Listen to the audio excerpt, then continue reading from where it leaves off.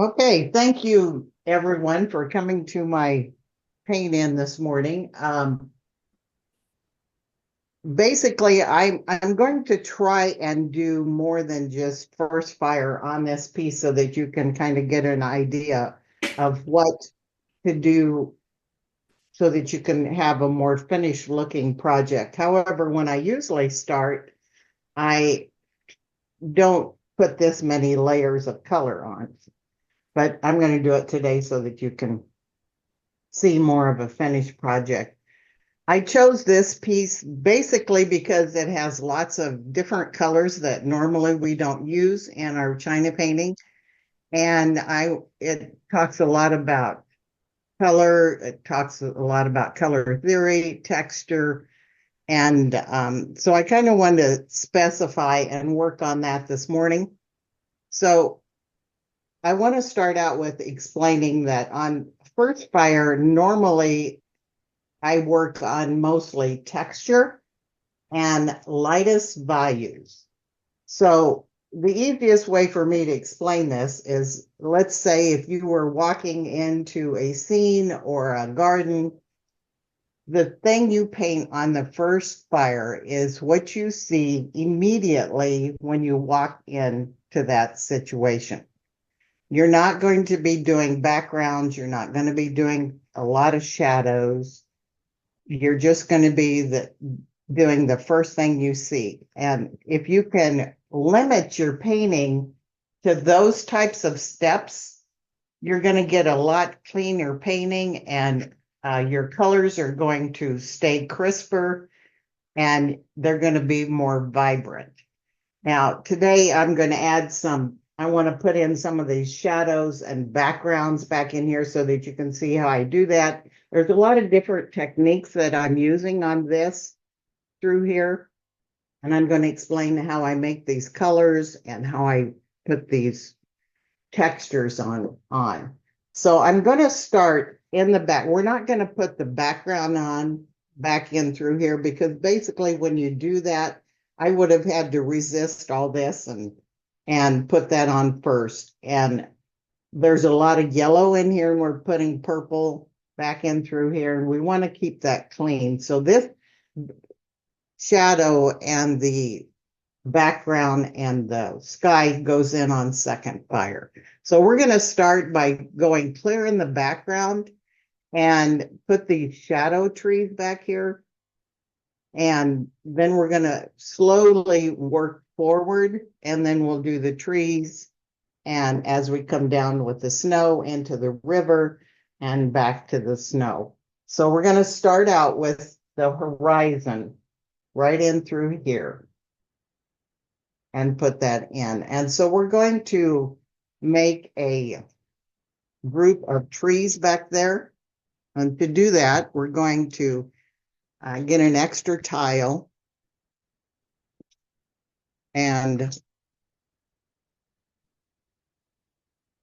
make those colors. And the colors we're going to use is, I don't buy purple. I make my own purple because you're spending top dollar on ruby, and 80% of that color is blue. So we're going to take royal blue and soft rose. I use a medium value pink, and it's about half and half. Now, if I'm doing a dark purple, I'm going to use ruby, and you're going to have to use a little more pink than you are normally with ruby because pink doesn't have quite the pigment in it. So we want it to be kind of a lavender purple. If you want it to be more warm value, you're going to add more pink. If you want it to be cooler, you're going to add more blue. And you can see it. That's a great lavender color. The camera shows it a little darker than what it actually is. And we're going to lay these trees in with a sponge. This is actually an artificial sea sponge. The real ones are much looser and not as dense. I kind of like the smaller ones, the artificial ones, because they're more compact. So I'm going to take this purple and I'm going to just use my medium and thin that down just a little bit, not to the point where it's an ink consistency. You don't want it to drop off from your palette. So you want it to be fairly thin, but not very loose. We need a little bit more color than that because we have quite a few trees here. I use a royal blue on this. You can use delphinium. You can use any pure medium value blue. This looks really dark on the video, but it's more of a lavender color. So this needs to be a little bit thinner because I can tell that when I get this sponge on, it's going to be a little too thick. So now I'm going to take my sponge and I'm going to just kind of swirl it around in that paint.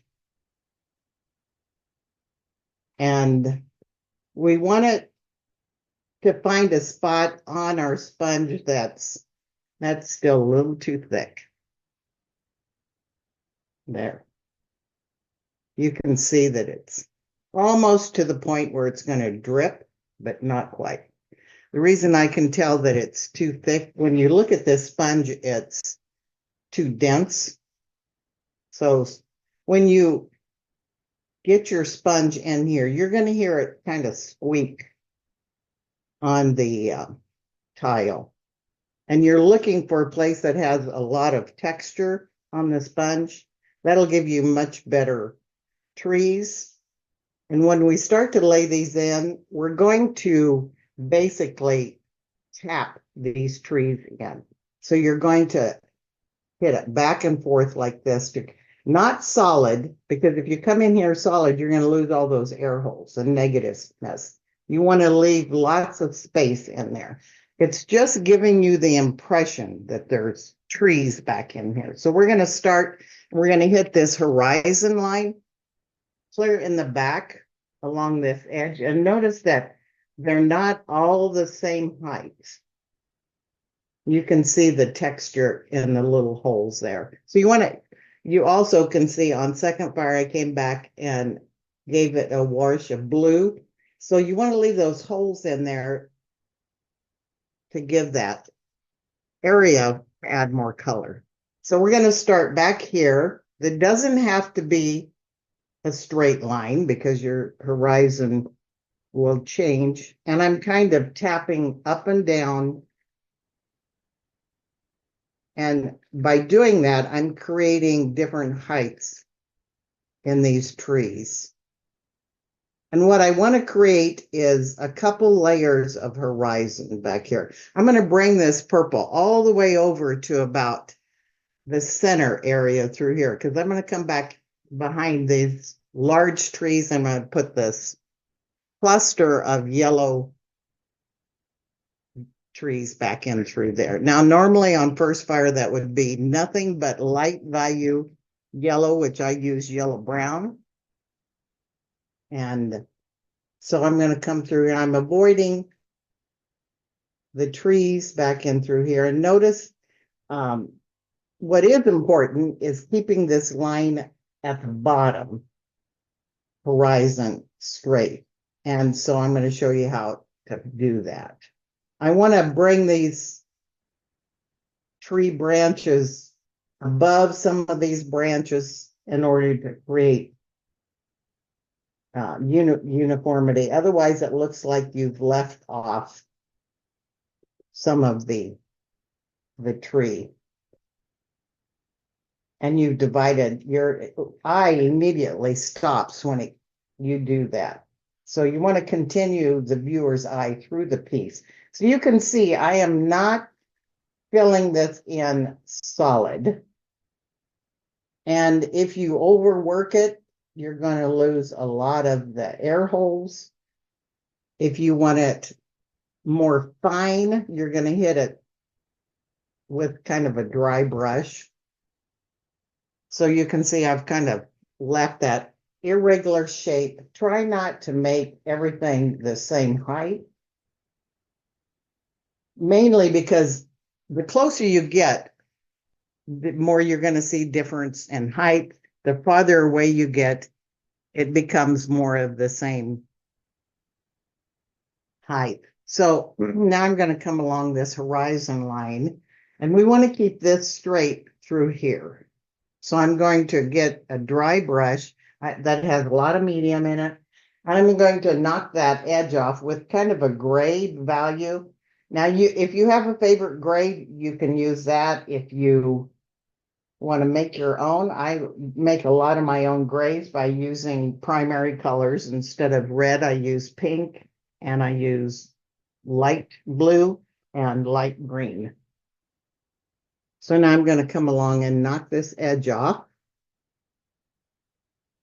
with the brush.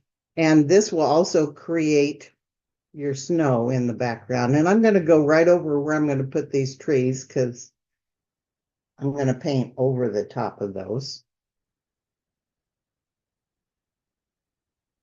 I just want that to have a straight edge along the bottom. Second fire, I'd come back and wash over these trees. Now, we have a tendency to want to make these perfect back here. And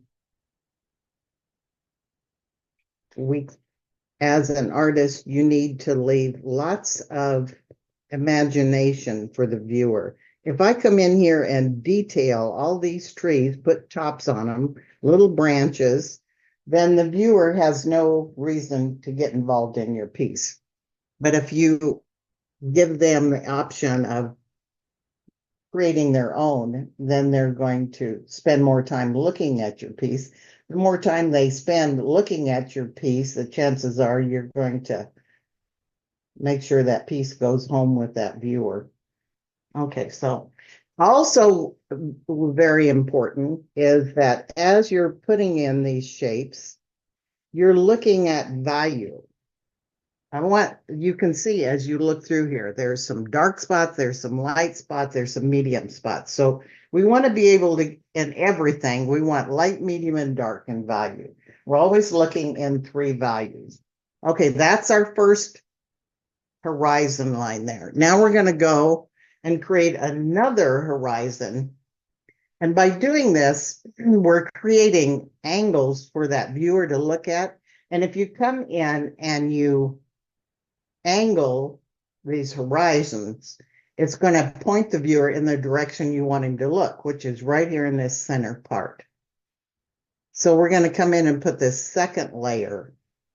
Now, in order to put this second layer of horizon in here, we're going to change the color. It still has to be a purpley blue tint because in order for it to recede and go backwards, it has to be blued in value. So we're going to take that same mixture of purple, and this time we're going to add a little bit of blue-green to it. I always use blue-green to gray everything down because it's has blue and green already in it. So whatever I combine it with, it's going to make it gray.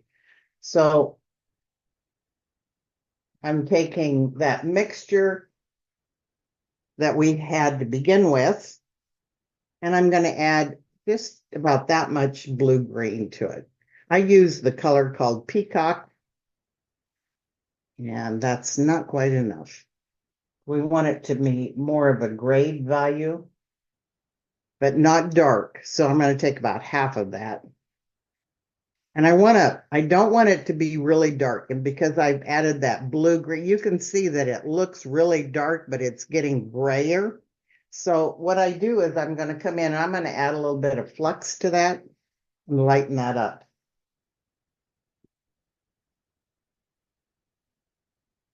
And make that a lighter value, but yet it's kind of a purpley gray color. There you can see, it still looks really dark on the camera, but maybe when I get it on the actual piece, it won't look as, and you want to find a different part on your sponge because if you come in with that same part here, you're going to be too dark. So I've used another section. I'm going to create this horizon line across here. And again, it's just a tapping motion. And again, you want it to be irregular shape. And what I'm doing is I'm letting that paint run out. I'm not reloading the sponge. I'm just letting it run out of paint. Now, what you don't want is for it to be all one height, which it is. You can see it's starting to change a little bit over in here and here. So I'm going to come back again with that same brush, knock the edge of that off to create that horizon and pull a little bit of that color down, and that'll give you, you're already got a shadow going on there in your snow. And I'm just going right over to where my trees are going to be. You see, I've left this area through here very light because I'm going to come in there with that same sponge and create a lighter value cluster of trees back there. So in this section over here, I'm a little light. You can see this is not a straight horizon line. If you're a perfectionist, you're going to have a tendency to do that. And try to resist that.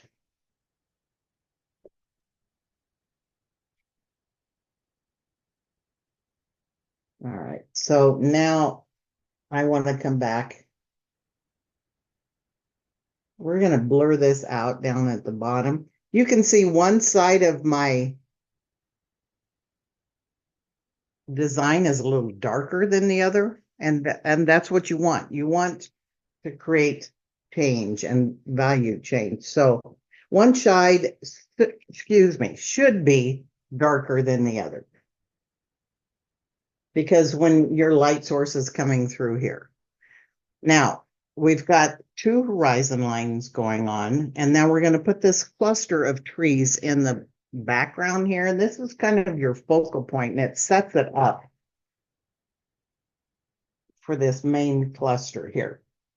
So now I'm going to get into my yellows. Now, I'm going to go ahead and put in some other colors today so that you can see this. But if I were doing this in a seminar, if I was doing it at home and creating the piece, I would not do that because I don't want to lose that color. But I'm not going to fire this. I'm going to wipe it off, because what happens is I have found that through the process of trying to layer too many colors on top of each other, you lose that first value of really bright colored,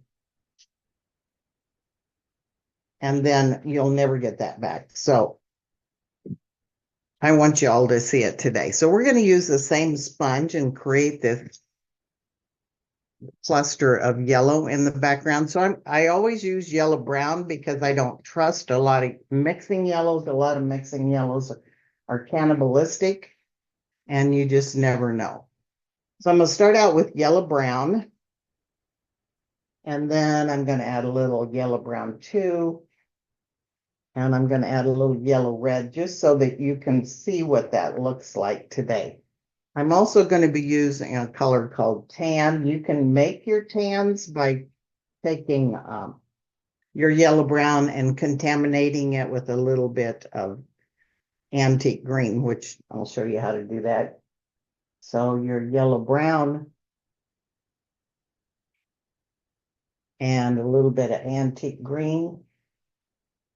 Just, I would say 4 parts yellow brown and 1 part antique green. There's the antique green.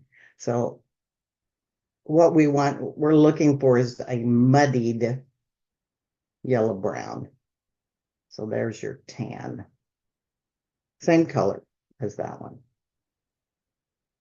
So a lot of these colors that you say you don't have, you can make them. Right now we're going to take these and we're also going to thin those out just like we did the purples. And this is my yellow red or yellow brown too. Yellow brown 2 is the same as pecan or burnt sienna. A lot of those ochre, they're all the same color. And then I'm just using my regular medium, which is the A22, and then I added another 2 parts of mineral oil to keep my medium open. While we're talking about that, I kind of want to explain a little bit about that. If you're using an open medium, you're losing a lot of color in your firing. So basically, if what you need is a medium that holds the color, which would either be fat oil, copaiba, a drying medium. So if you can start using the drying medium, you're going to get a lot more color. You're going to have to get everything done on one fire, but I mean, not one fire, but basically you want to be done with your painting the first day. Otherwise, it's going to set up on you. So I want this a little thinner. So I have yellow brown 2 over here. And this is my tan in this section over here. And I'm going to mix up a little bit of yellow red. The other part is knowing your colors.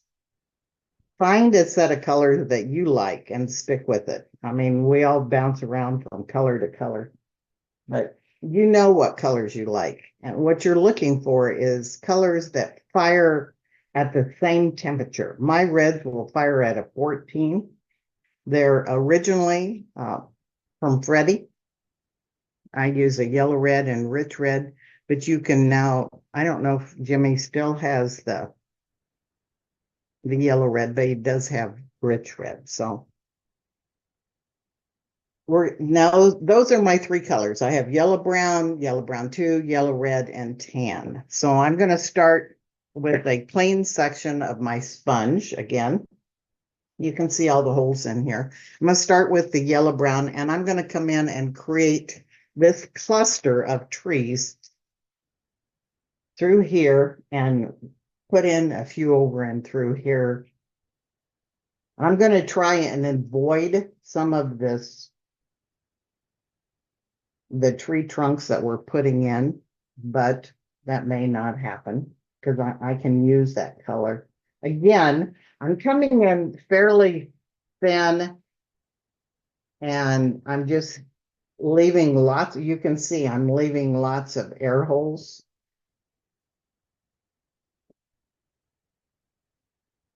I'm starting out with the yellow brown.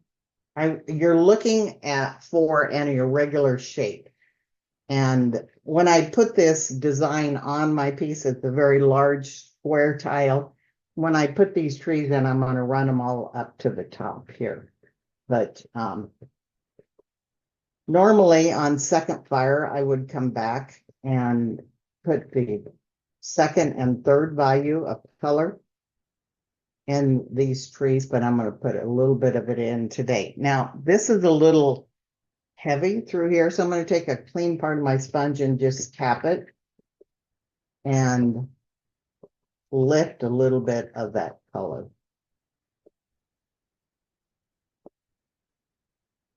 Now I can still use the same section of the sponge because I'm just changing value. Now I'm putting in a little yellow brown too.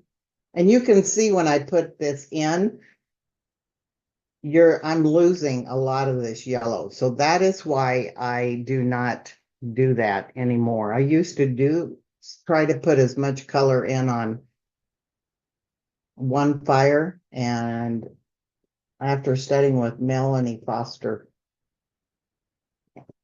I realized I was losing a lot of color. So that's basically all I'm going to put in there on that yellow.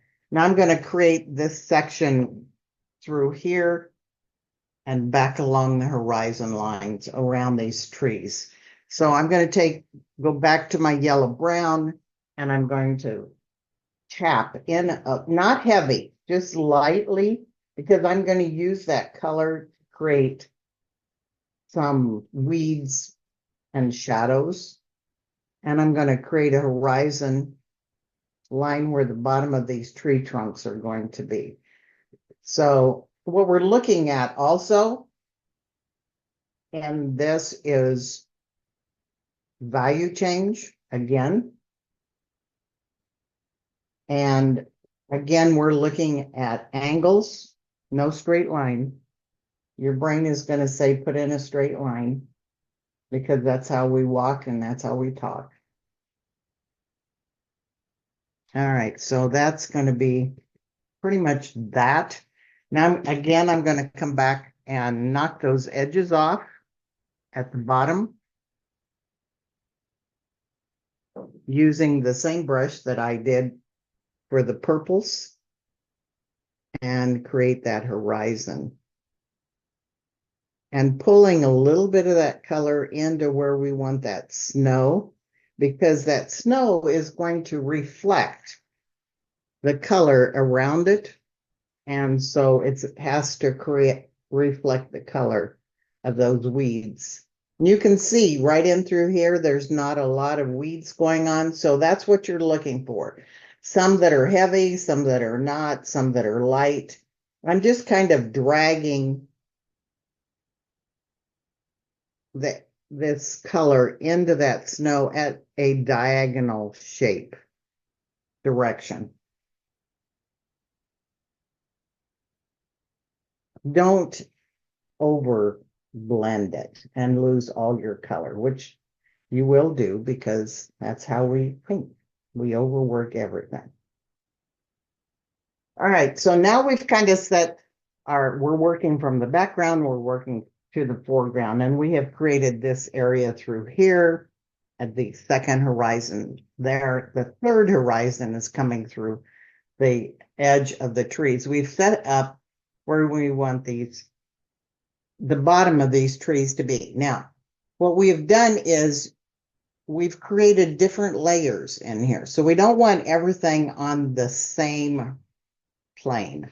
So you want some of these trees to come forward, some to go backward to create more interest. Now we're going to start working on the trees, the trees that have lost all their leaves. And so what I like to do is create one side of the painting to be a warm value and the other side to be a cool value. Now, as you're looking at this, you don't see this. It's more of a feeling more than it is something you notice. So it's very subtle and it creates more interest in your composition. So I'm going to take the left side and make it's my left side. It could be showing your left side or your right side. But anyway, on this section through here, this is going to be a cool value, no warm value. We're going to make this side the warm value, this side the cool value. So depending on where you want your light source to come, if you want your light source to come from this direction, then you make this your warm side. If you want this side to be your direction, you make this your warm side. I'm making this side the warm, this the cool. So to create the warm and the cool, I'm going to paint these trees in using a muddy color. So we're using rich brown, and to make it warm, we're adding yellow brown too to that rich brown. On this side, we're making it cool, so we're taking yellow brown too and adding blue green. So I'm using, when I paint these trees in, I'm using a number 4 liner brush or scroller. And whenever I use this brush, I'm always use my brush cleaner as my medium. I use turpentine because nothing works like turpentine. So I'm going to dip my brush into my turpentine and I'm going to get into my rich brown. And it's very loose. Oops, that's black. It's very loose. It's almost like an ink consistency.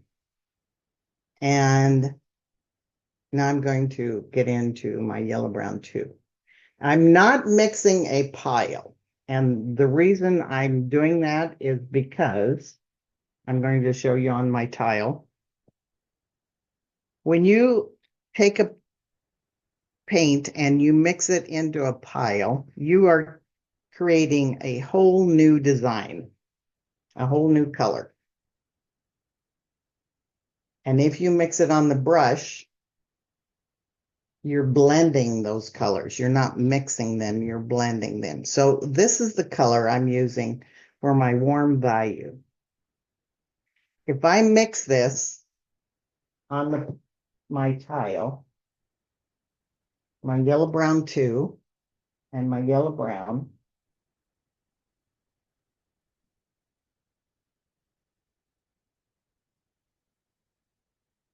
I make a dead color.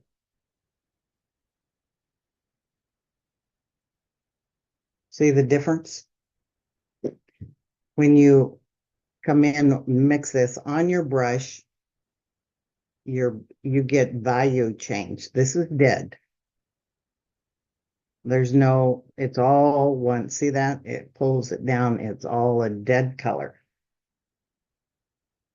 When you're, look at the difference in the light. You want the value to change. You probably can't see that too much on the video. So I'm using my liner brush with my medium of turpentine. I'm mixing it on the brush. And the reason I use turpentine is because it dries and I can get texture. There's other synthetic, and there's lots of different things you can use for brush cleaning. Nothing works like turpentine. It dries, it gets textured. A lot of the others will run. It just doesn't work. And a lot of people are allergic to it, so that limits them. So now I'm going to come in and I'm going to start at this focal tree, and I'm going to pull, and I'm going to drag, lift, and I'm going to let my brush do the work for me. So I'm going to turn this around, and if you pull towards yourself, you're going to have a lot more control. If you're trying to pull away from yourself, you're working way too hard. So I'm just lifting, dragging, pulling. Now, as I'm doing this, I'm kind of following the line that I worked for my tree, but I'm not also.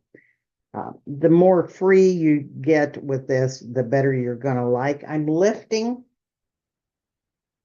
and pressing and letting some of this paint deposit. And because it's turpentine, it will dry, it won't run. And I'll get all this texture in.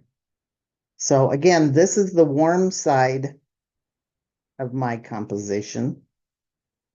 You can choose any side you want to have warm, but if you do that, you need to, when you start adding washes on your piece, you're going to remember that's where your warm side is. Now, as I'm doing this tree, I want to show you a couple photos here, and I usually hand these out when I'm doing the seminar. This is your tree and the branches.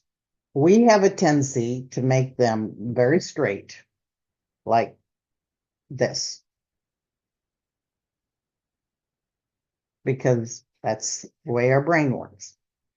If you look at your trees out front, they're like this. They're very gnarly, they're very textured, they're not straight, they curve, they twist. And the other part of this is we have a tendency to do this. One branch, 2, and maybe 3. That's our tree. Notice the difference if you do this or you do this. Look at this tree. Look at all the little branches. Do you see how much more interesting this is? This is your focal point of your composition. So you want your trees to have lots of detail. So come in here, pull out some little twigs. Don't do this. This can be done in the background where you don't want attention. This is your focal point. Get the detail in here. Normally, on first fire, do not put all this little twigs in. I will come back and add those on second fire, because what happens is we have a tendency to overdo. Once we get started doing this stuff, we think, oh, this is fun. And so 2 hours later, we're still doing these little tiny branches. So if you come in on first fire and you only put your main ones, also look at how this branch comes out and around and curves and twists and comes back, crosses over. How interesting is that instead of that? So create interest in your pieces. The other part of it, as I'm laying this in, I'm leaving it, and I may come in here and add a few more branches, but I'm not going to overdo, because what happens is I will overwork this, and then I've totally lost all my negative space. And when I come back tomorrow, I've got nothing left to paint in here. So I'm letting this kind of, if you have a trimmer, you have the shakes, you're going to be really good at this. I see this. I don't like this through here. Do you see how solid that is through there? Let's break that up. I want that to kind of fade away back in there. That's better. Create more interest. Yeah. Too much detail. But I won't know how to get into any of the other ones. Okay, so I'm going to go ahead and put some more of these branches in here. This is the yellow. I'm going to add a little bit through here. Thank you, honey. And the other part of this is, do you see how I can come back over this? Because it's dry, and add more texture.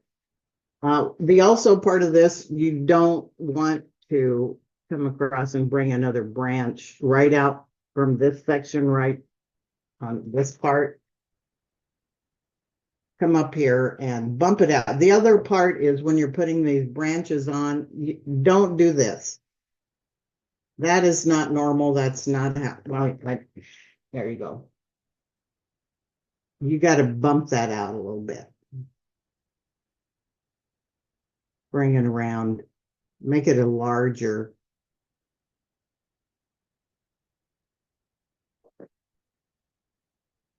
Get some interest going on here. Do you see how boring this is? I mean, we want more interest in that.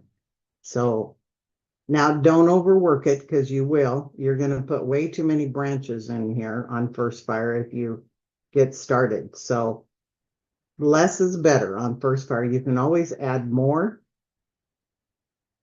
And I'm not going to spend a lot of time detailing, but you can get an idea. Now, after I get this laid in, I'm going to come back with the same brush and pull out highlight. You got to get that highlight in there. You can, if you're not comfortable using your brush, get your wipeout tool and get that texture. And remember, I said first fire is texture and lightest values.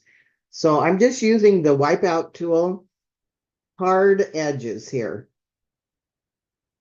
because I'm going to use this texture on second fire to add more color. When you're putting highlights and texture, instead of thinking in terms of where do I need a highlight, think in terms of where can I add more color. So in order to add more color, you got to pull the light out. It's got to have a light value on it. So where can I add more color? And then a few of these I might lighten up a little bit, blend it down. I'm going to pull a couple more warm value trees on this side. And then I'm going to do the cooler value. What are we doing time-wise? Oh, we're moving right along here. All right, so I'm going to pull another tree coming through here. You can see I'm going right over where I put that yellow tree in. This one's I've got, you can see it's got more color in it. Just because I loaded the brush a little heavier.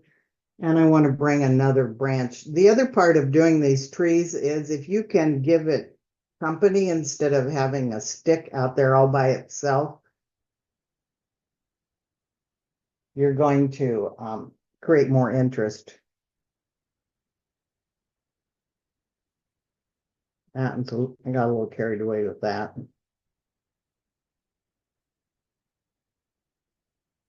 All right, I'm not pulling any light out yet on this texture on this tree because I want to show you how I'm going to do that with, I'm going to cross some of these branches over each other.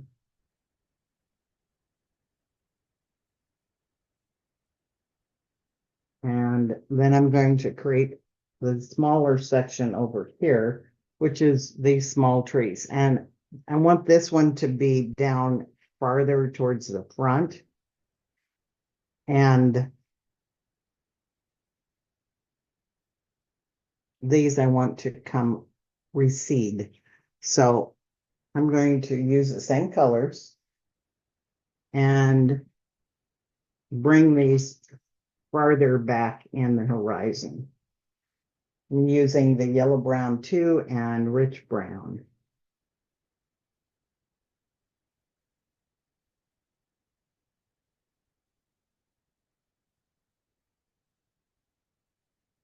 These are going to be more of when I was showing you the sticks, basically not the pretty tree that has all the little twigs coming out from it. This is going to be, these are not going to be as detailed. These are going to be less, not have as near as much attention. Because we want the viewer to look. And you can see I'm not adding a lot of branches to these back through here. If I fire this and tomorrow I look at it and I think, I think I need more, then I can add it tomorrow. All right, now I'm gonna, you see this side of my main tree trunk is the yellow brown too and rich brown. Now, got a little bit too much chirp in there. I'm gonna create this side with rich brown and blue-green. Gives you a gray brown, basically. And as soon as I lay this on, you'll be able to see it. Once it fires, it's not going to be as noticeable. It's more of a feeling, like I said. Pull that up. And then turn it around and bring, the easiest way is I drag it up and then turn it around and pull it towards myself.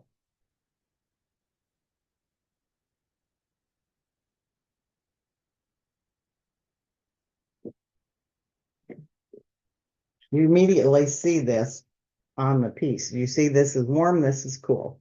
Now, this part right in through here, I'm going to just use my dry, wet kind of brush here and blend these two colors together.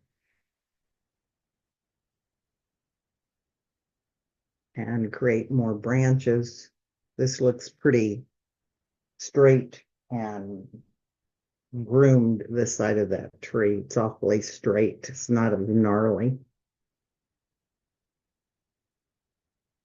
And you're going to pull some into the warm, some of this cool into the warm, and you're also going to pull some of that warm onto this cool section also. That gives you a crossover between these values. The other part of this, make sure that your trunk and your limbs are not all the same width. It needs to, how do I want to say it? The whole thing is, this can't be fat up here and this narrow. It's got to be big enough here at the bottom to substantially hold this large trunk. This branch, as it moves up, is not wider up here than it is down here. It has to go from wide to narrower as it reaches up towards the sky. And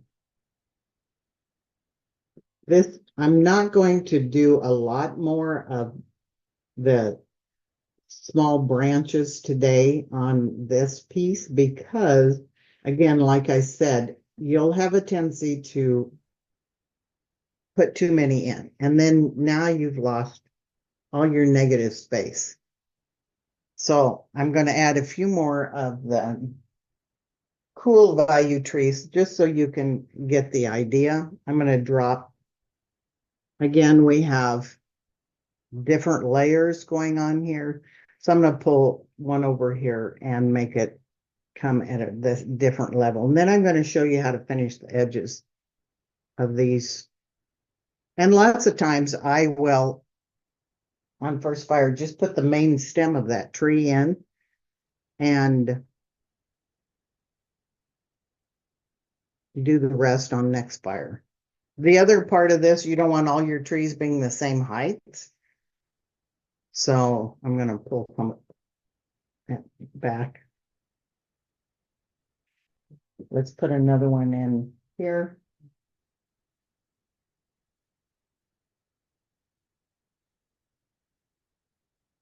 I'm pressing and lifting on this brush.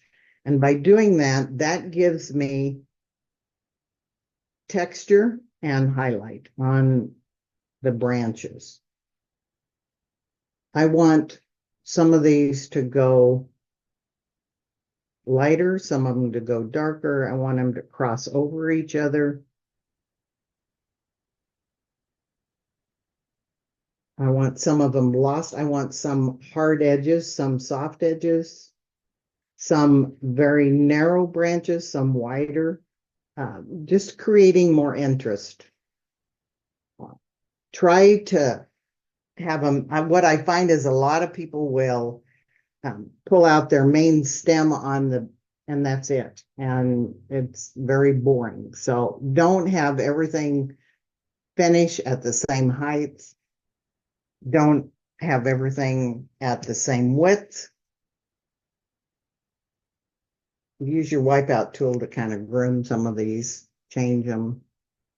Again, you can always add more on next fire. And you can use, if you've got a piece of color that you didn't want in there, you can use that and create another branch also on next fire. Now I'm going to come back with my dry brush and I'm going to create, we're going to pull like it looks like there's some snow going on some of this and the highlights. So right in through this section on the main trunk here, I'm going to just use a clean brush. Do you see how that looks like there's snow laying over that? So let your brush do a lot of this work. I'm going to add other trees in here later on, but I wanted to give you an idea. Can you see the color change here?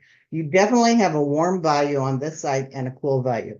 Now, that's exactly what I did on this piece, but it's very hard to tell that once you look at it. If you look really, really close, you can see this has a blue tint to it, and this side has more of a yellow-brown tint to it. Now I'm going to come back and use this dry brush. I'm using Terp as my cleaner, and I'm basically pulling that snow over the bottoms of these trunks. Otherwise, you look like you've just painted that trunk in and it's just hanging, stuck in there. And so use your color that you've already used on your piece. Now I'm going to come in here and I'm looking at some of this trunks and I'm thinking, yeah, this is really solid through here. I'm going to add a little snow right in there. And it's muddy. I mean, your snow is not white. So use that color of that tree to make it muddy. If you can put the snow in the crevices of where the branches are, it looks more natural. See how dead, now that I've started wiping this out, look how dead this tree looks because it does not have any highlight in it.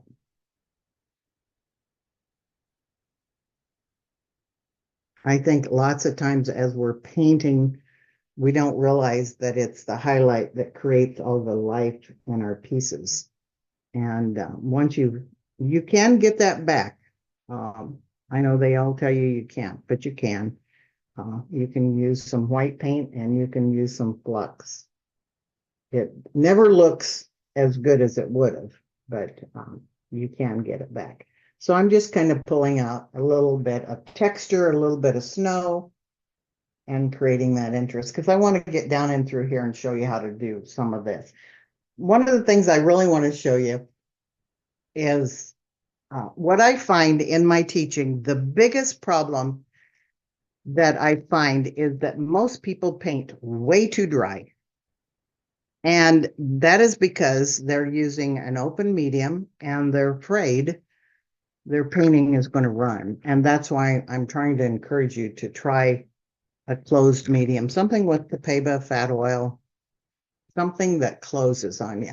And the reason I want to show this to you is because the other part of that is I do not clean my brushes because I use the heavy or the dark Capeba, which is very, very, very expensive. And every time you clean that brush, you're stripping all the oil out of your brush. Now, if you look at this, these brushes, there's 3 of them here. Do you see the pocket between where this is the end of the hair, this is the end of the brush? Is it showing? Here's another one. You can see it really well on this one. Did you see that oil in there? That's your goal, is to fill that. It's just like an inkwell. See that amber color in there? That's all my medium. And that is a sign of a brush that's well conditioned because that oil is, I've shoved that oil way up inside that brush. That will continue to feed those hairs and it will not paint dry. And that's why I use a drying medium. And my painting won't run because I use a drying medium and Capeba. So when I'm loading that brush, you need an inkwell, not a dish. You need an inkwell that's slanted like this because you're going to take that and you're going to work that medium back into that brush, forcing it up. And you're going to both sides of your brush because if you're only doing one side, you're only getting oil right there on the tip. Lots of times I see people just go like this. That is not enough oil to get any paint on your brush, on your paint, on your piece. Work it in there. That brush should have a chiseled edge on it. It should have a shine to it. And it should stay in. Do you see the oil on my hands when I do that? That's how you get all that color on your piece. You're painting so many I see are painting way too dry. All right, let's get some of this color through here and get the snow in and get the weeds in. And then I want to do the river so you can get an idea on that. And that'll go fairly quickly. I'm going to put the snow in first. I'm going to use probably a 12-inch brush, or excuse me, number 12 brush. I use the quill brushes because I like the way they twist and flop I'm going to make a grade value. I'm going to use this side of my piece and make it a warm gray. This side is going to be a cool gray. So again, I told you make my own gray because I like the color. I don't like a dead gray. So on the warm side, I'm using yellow brown and air blue, or your lightest value blue, whatever blue you use, and my lightest value pink. And that's when you're mixing, that's the color you're going to get right there. If you don't like that color, don't put it on your piece because that's the color it's going to be. So this is my warm side of my snow. I'm just dabbing this in, dragging it down, and I'm not worried about brush strokes because I'm going to come back. When you're painting white, you will come back and pull the color off many times before you fire it, because what I have found is that when we're painting white, we think, oh, that's white, and you fire it, and guess what? That's not white. That is really ugly, poopy gray. And that, no matter what you do, it's still going to be that ugly gray. So when I paint white, I put the color in, then I come back and wipe it out at least a minimum of 3 times. So as you can see, I'm just dabbing in color. And I've divided this side is my warm gray, and this side is my cool. So now I'm going to do my cool gray. And so instead of yellow, I'm going to use green. Green, lightest value blue. I'm using chartreuse for my green, and my lightest value pink. You want it to be a darker gray, go your second values. And again, this is your mixing pool right here. If you don't like that color, this is where you change it. Not on your piece. Because whatever that is, that's going to be the color. All right, dab, dab, dab. And I'm going to again, if you can let your painting rest a minute before you start pulling out highlights, you're going to get a lot more color. And what happens is when you open your palette in the morning, you'll often see ring oil all the way around the outside of your paint. And that's because the oil and the pigment start to separate. Same thing happens with your painting. You let that rest a minute, that oil starts to separate. So, and that's what you want. What happens is the pigment color will settle to the bottom where your porcelain is. And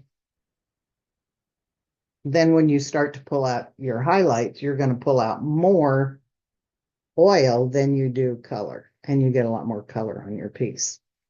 Okay, so I'm going to come in and I'm going to let this set. I'm not going to wipe out the snow yet. I'm going to come in and put the river in. And again, first fire normally is very light values, but I want y'all to see the colors today, so I'm going to put some dark in there. Now, even though this looks black on the composition, it's actually purple and has a little bit of dark blue in it. But it's so dark it looks black. So what I'm going to do is I'm going to come in and leave the spots for the reflection of this tree. But your shadows, when you're painting this in, these shadows are in the water, have to reflect the shadows of the trees. And so you're thinking, where are my light sources coming from and what angle that shadow is going to be. So I'm going to come in with my lightest. Also, your blue colors are very, very temperamental, just like your rubies. So if you'll come in and put a very light coat of your lightest value blue before you go in and put your dark colors. That gives you a thin coat of not temperamental color to work with. And then I can come back and add, same way with your rubies. If you come in and put a light coat of pink, even red, then you're going to blend that ruby a lot better. So now I've got my light value blue in here, and I'm going to add a little bit of my yellow. Again, I would not do this on first fire because the yellow and the blue, of course, is going to make green. So we don't want to do that. But I'm going to show you today so that you can see this color. So this yellow is going to reflect in the water. So I'm just dabbing in my yellow where I want this yellow to reflect. And it has to reflect from up above. So that's where I know where that yellow is going to be. Now I'm going to add a little bit of yellow brown too, and I'm going to knock the edges of that yellow brown one off with that yellow brown too. And what you're basically doing is 1/3, 2/3. So 2/3 is yellow brown, 1/3 is yellow brown too. And then I'm going to come in with a little yellow red, and that again is 1/3. So 2/3, 1/3.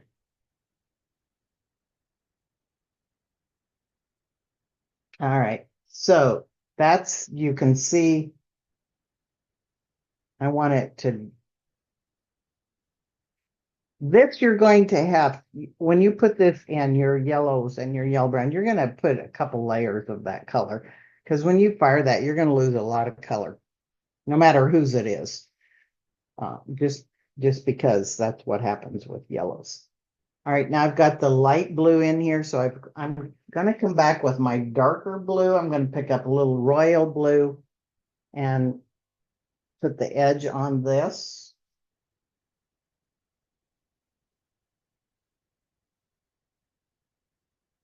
And it is not a straight line. You can see I'm kind of angling it. And I'm side loading. And what I want is for it to be heavy and light. So in order to get that, I have to side load. If I do a fully loaded brush, that color is going to be all the way across. And I use a color called ocean blue. It's very strong color and a very temperamental color. And it's pretty much just like a ruby. And so it really helps to have this lighter colors in here. And this is my ocean blue. You can see how dark that is. It's kind of like Frank Albrecht's midnight blue, except for Frank's is a little blacker. It just has really strong pigment. If you paint it lightly, it comes out kind of a royal blue. So I'm going to use that for the edge of my water. And you can see by looking at it, it reacts a lot like ruby. It just has a really strong pigment. So here is a little tidbit about how to handle rubies and strong pigment. If your rubies and your dark blues start to roll up on you, and you all know what that means, when the more you work it, the more it just kind of hurdles and starts getting gummy, and then it just gets to be a mess. Then you pretty much have to take the whole thing off. You see how that's blotchy right there, and that I know that bugs you because it bugs me. I got paint in my brush. I'm going to come into my flux And watch how that knocks that edge down. See how that blends that down? You can do that with ruby and your strong blues. Okay, so this casts shadows in the water is going to reflect the trees. So I'm going to use about a 12-inch brush, and I'm going to put it in on with my royal blue on first fire. And then I'm going to go back with purple, and last fire I may put a little rich brown in that. I want that shadow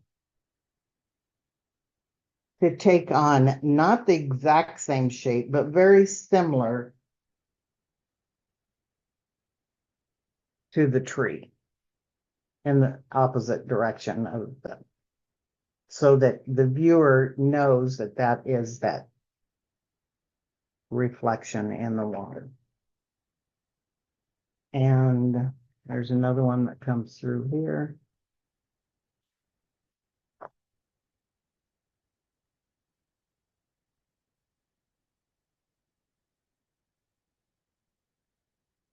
You will want to come in here with your scroller and draw that tree trunk exactly like you see it, but try to resist that because that reflection is not straight, nor is it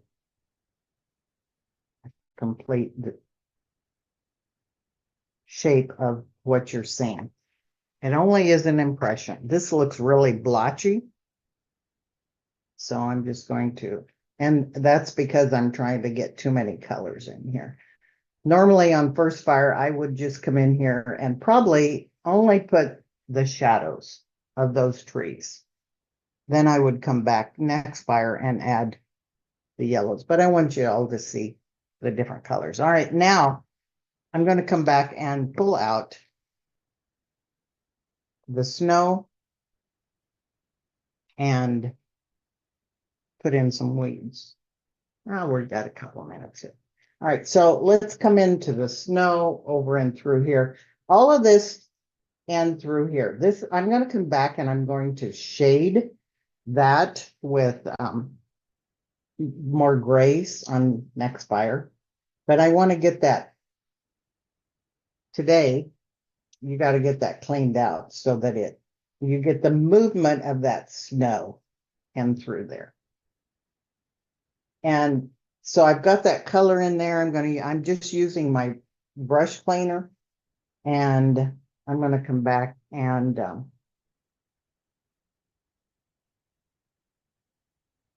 add some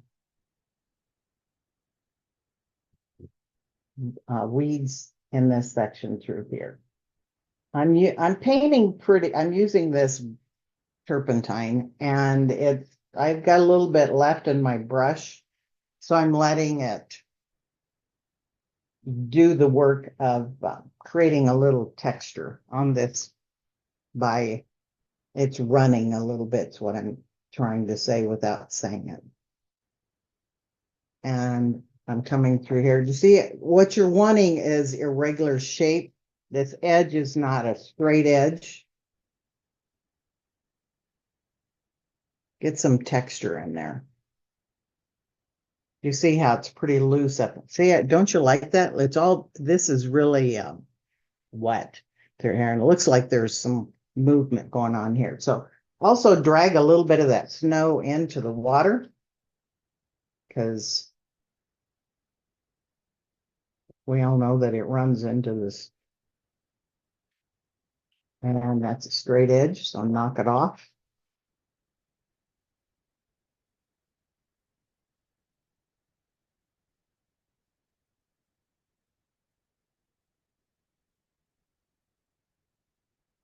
And we'll work out some snow here along this edge. Irregular shape. Don't put a straight line there. as I work on this snow at the bottom, I want on the last fire, I will make one edge of this a little darker than the other. And again, I will stay with the warm and cool value. I'm going to pull a little bit of that snow into that water. Second fire on the river, I'm going to add my second fire of darker value of blues. Last fire is my darkest blue.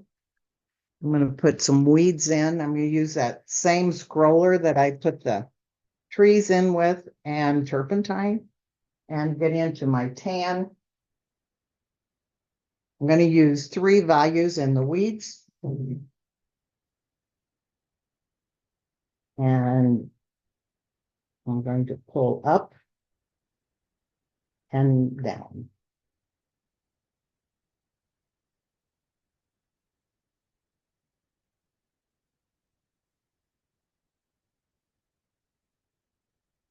And pull some over in the tree line. Pull both directions. What happens if you don't? You're going to have everything going the same direction. And it's going to look like the little soldiers standing in a row. And I'm using tan because it's mud yellow.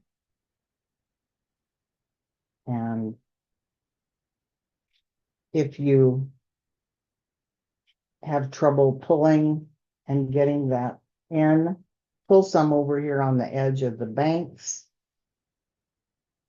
Pull some over on the corner of your composition. I'm looking for triangle shapes is what I'm looking for.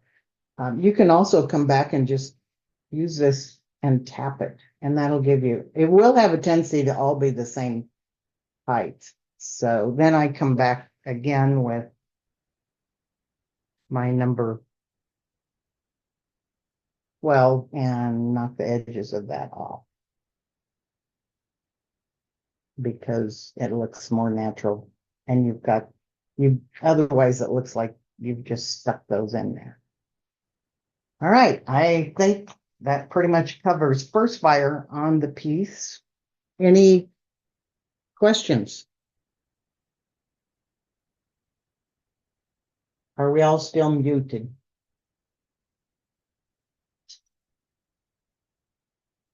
And I can't